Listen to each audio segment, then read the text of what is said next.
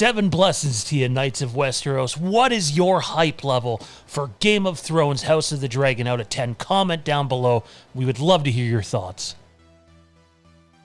What's going on, everybody? This is Fandom Empire, and I'm Sean. Thank you for joining us today.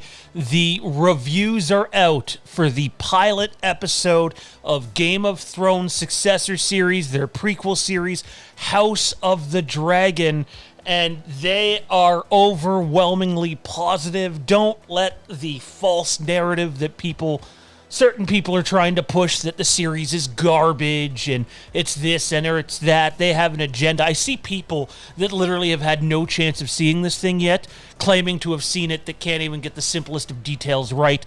Here at this channel, we're not dealing with any of that shit. If there's something to criticize, we will fairly criticize it. But at the moment, this series looks like it's a surefire hit. The reactions are in. Let's take a look at the first reviews and reactions of not just the pilot of House of the Dragon, but rather the first 6 episodes. That's right, the press anyway, and verified critics have had the ability to not see just 1, but 6 of the episodes in Game of Thrones House of the Dragon. Let's get into them right now. But before we do, actually, why don't you comment down below, are you excited for House of the Dragon? And be honest, where are your expectations? Were you hurt by Season 8? Were you hurt by Season 7 of Game of Thrones? Season 7's my favorite. There's just too many big events that happen in it. But as I stated on a previous episode of House of the Empire here on Fandom Empire, we talked about how some of the stuff in Season 7 and 8 feels a little bit unearned because it's just such fast-forward storytelling. You do get a bit of that with House of the Dragon in the first 5 or 6 episodes because they got to lay the groundwork, and really it's almost like a prologue, if you will, to a novel, the first 5 or 6 episodes, and then we get on to the big event. Let's see what everybody's saying. Comment down below. What are your thoughts on the reviews? What are your expectations heading into this Sunday? We're back in Westeros. Game of Thrones as a franchise is back. And honestly, considering how it ended for, the overwhelming majority of people online, albeit I'm not one of them, I would say that the reactions thus far are about as good as they could have hoped for.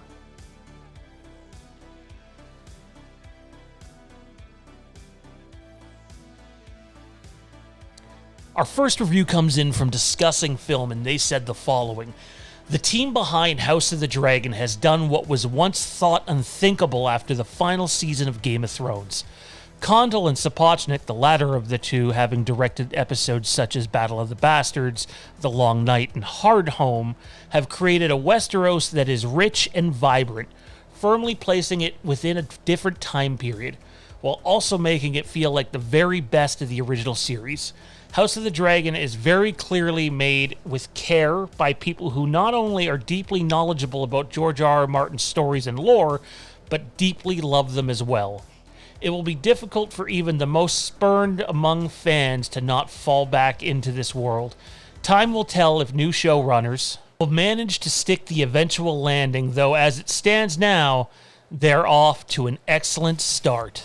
May fire reign.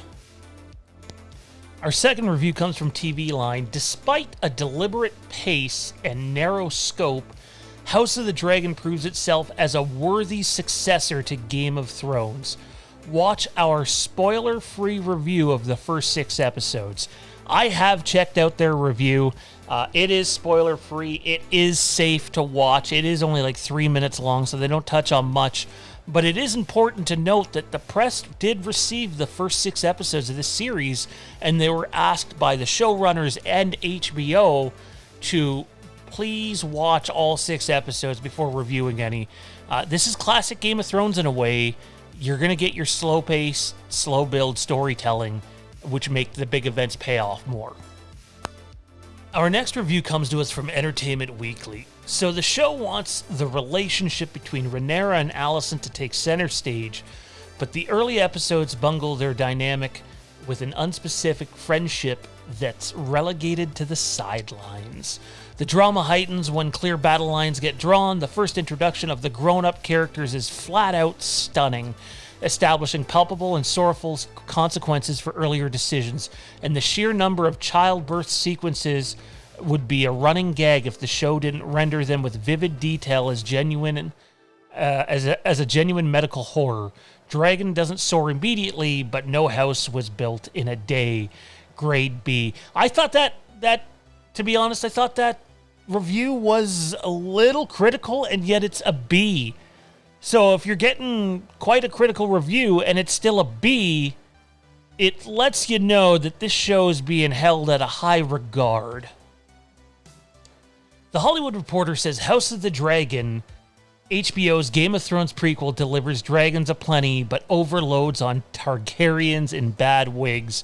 So I read the full review here, and in a nutshell, they just don't like the fact it's a show on Targaryens, if I'm being honest. They point out the incest multiple times and that it bothers them, and it's like, hey, if you watched... I can understand if you didn't watch Game of Thrones and you come into this and you're like, what the fuck? But if you did watch Game of Thrones and you come into this, you have no reason to have that reaction whatsoever, because obviously they were going this route. And now on to our Rotten Tomatoes reviews of House of the Dragon, Episode 1. Danielle Ryan from Slash Film states, the first episode feels a bit too much like Game of Thrones, relishing in sex and violence simply for the sake of it, but it finds its footing in Episode 2 and starts feeling like something more. Christopher Lloyd from the Film Yap says, House of the Dragon captures much of the magic and glory of Game of Thrones. It's a compelling mix of dastardly schemes, bloody battles, and Shakespearean plots, with various noble factions conspiring to bring each other down. I have to say, those are two pretty positive reviews. You can take some negative out of the first one, but at the end of the day, any sequel series, any prequel series for the most part, the way these things get reviewed online by film critics is they're never as good as the original. Almost never, I should say. There are times where you could say someone is a little more, or a sequel or a spin-off or a successor project of any sort was better than the original. And maybe it's better, but typically critics almost never treat it as such. The next one here, if you're someone who's been frothing for more Game of Thrones, then this will more. Jamie Lovett from comicbook.com says, all it took was one shot of a dragon gliding over King's Landing backed by Ramin's score to hook me. By the end of the episode, I was again under Westeros' spell. He gave it a 4 out of 5, as did Christopher Lloyd, by the way. Kelly Lawler from USA Today says, for fans who love the world author George R. R. Martin created with his A Song of Ice and Fire series of novels, it's a deep disappointment. Well, tell us how you really feel, Kelly. She gave it a 2 out of 4, though, for it being a deep disappointment. You'd figure the score would be lower for that. With that said, though, if you're a fan of Game of Thrones, if you're hyped for this series, you got to be willing to take the negative comments with the positive comments. We can't just focus on one side of it. Daniel from Variety says, there's much to praise in this show's telling a new story that still chimes familiar themes, a succession drama that's of Westeros, but not reheated. Alexander Harrison from Screen Rant says, the time dedicated to developing these conflicts is so judiciously spent that when the first blows finally are struck, it will be enthralling. And what they're talking about there is it's very clear that the show takes a dynamic shift in episode 6. That's when we bring in the older actors for Rhaenyra and Alicent, which it might be jarring for some, but I'm curious to see how this plays out on screen, and I do think it makes it feel quite different from Game of Thrones. Dan from The Hollywood Reporter says there's a lot that's impressive in the first 6 episodes, but it's as safe as a show with incest, gore, and horrifying depictions of childbirth could possibly be. Yeah, I mean, I don't know how any of that makes any sense, if I'm being completely honest. Look, any show that's covering that stuff is not safe. Plain and simple, is not safe. But Dan's entitled to his opinion. He's a paid Hollywood Reporter critic, so obviously he knows his shit. As A negative one here from Mike Hale of the New York Times. There's a lot of sitting around tables and talking about the troubles of the kingdom, which would be fine in moderation, but the characters are flat, stamped out on Martin's production line of medieval fantasy types.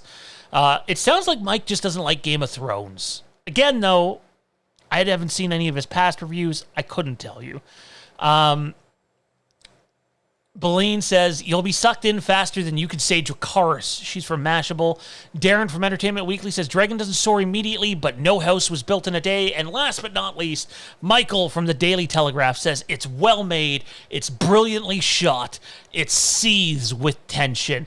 House of the Dragon is almost here, people. It's fan-fucking-tastic. I cannot wait to dive back into Westeros and experience all this for myself. It seems like the reviews are mainly positive. Yeah, it's not going to get no 98% on Rotten Tomatoes like Season 1 did for Game of Thrones because it's not a new show. Like, it is a new show, but it's a successor show, and that's not how those things typically work critically. And there's still going to be people that will never give this show a chance. I have to say, though, I have seen enough to be overly hyped for this show. And I do think when you put this show beside Andor and beside the Rings of Power, the Lord of the Rings show, I think House of the Dragon, Game of Thrones House of the Dragon, is going to be the clear-cut victor. But what do all you think? What did you think of the reviews? What are you hearing? Comment down below. Let's have a healthy discussion in the comment section about the future of Westeros on our television screens. I cannot wait.